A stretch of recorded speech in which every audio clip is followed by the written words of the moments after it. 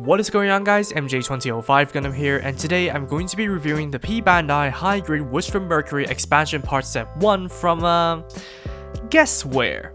A weapon set that upgrades the 3 aces with their Season 2 loadouts and provides a set of pink beams for Guel's Dilanza. This option set comes with 7 runners, a sticker sheet, a wire, and a full G-Wish display base, so it's around the same amount of content you would get from a standard high grade despite it only making up weapons. The builds are fairly unremarkable as well, as they're straightforward thanks to their simplistic gimmicks. Though out of the 3, the Javelin Bracer features the most elaborate build, and it's kind of fun to see how they jam-packed 4 weapons in this one device. Otherwise, they build up like other standard weapons, so I don't imagine anyone would face major trouble putting them together. Starting with those of the Darilbalde, it consists of a new handheld weapon, backpack, and shoulder shields. Firstly, the composite arms that features a scope sticker and movable foregrip can sandwich into the hands for use as it is, possessing standard and scatter shot functionality. It can also be separated into the beam shot rifle and gun blade, the latter of which can deploy a beam blade through part swapping, providing the Darilbalde with an awesome looking beam katana and beam gun for close quarters use. Next is the 4 Gusa Ishvara mounted on the backpack. Painted in black and featuring pointed tips, they function largely the same as the original ones, being able to replace the forearms or function as melee attack drones. Only 2 SB13 beams are included for their use, however, so you need to provide your own if you want to activate all 4 or switch to using the combat beams. Lastly, the Daya Ambika is a shorter but wider version of the original unit, featuring 2 axes of movements as opposed to 1. They're also molded in the match-ish red and feature green stickers for the cross patterns. They can also fly off for all-range defense using the pipe adapter. All of these expand on the Darilbalde's capabilities and also provides a more complete aesthetic. Next is those for the Pharact, a pair of beam calivers. They're quite a unique looking set of guns that can be held solidly in the hands for use, albeit a bit awkwardly for the left one due to the magazine. Moreover, they can combine from removing the magazine, storing away the handle, and shifting the shroud piece of the left one, while flipping up a peg and extending the stock of the right one to form the beam musket. The connection is sufficiently secure, while yellow stickers for the details are revealed, allowing the Pharact to return to form holding a long firearm. Lastly, alternate hip pieces provide ball-jointed mounts for the calivers to be stored on and fired from the body, freeing up the hands for other purposes.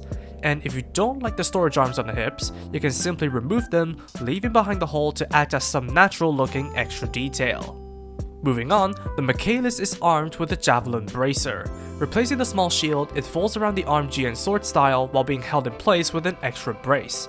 The weapon can be used as is, though I find the lance head isn't the most solid thing in the world, which is where the wired adapters come into play, as the lance head and shield can be launched out as the drill javelin and strike brace respectively, creating a display messier than an average gaming computer setup. The strike brace also features a beam saber emitter and extending bits for deploying its beam machine guns, while the remaining handle has a dagger knife that can flip forward for use as well.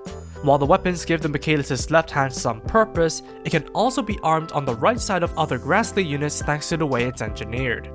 Lastly, pink effect parts for Guel's Dilanza are included for its final battle output. It's not a big change, and I think they made the kit look monotonous, but hey, it's a neat inclusion I guess. Still boggles the mind why Bandai didn't make beam claw effect parts for the Michaelis though. Of course, it goes without saying that this weapon set is essential for those who want their 3 aces to have their upgraded loadouts, but how are they in a vacuum? Well, besides the Javelin Bracer not being as solid as I'd hoped, all the weapons look great with no major alterations needed, while functioning like they should in the anime and expands on the abilities of the units they were meant for with the aid of the included G-Wish display base. And I guess the Dilanza's pink beams are neat additions as well. Beyond that, they're effective in what they're made for, and that is to complete the loadouts of the 3 aces. Subjectively speaking, I'd argue that the Pharact's guns suffer from its criminal underusage in the anime, and they really should have included 4 SB13 beams for the less avid collectors. Apart from that, these really should have been retail releases like the Mirasol Flight Pack or the Take Balang. In conclusion, the high-grade G-Wish Expansion Parts Set 1 is a recommendable weapon set, but only at your own discretion due to its premium status. And that's all from me. Thank you for watching, drop a like and comment if you did enjoy the video, subscribe for more content like this, and feel free to follow me on social media with the links down below. That said, take it easy, stay safe, and I'll see you all in the next video. Peace out guys, bye bye.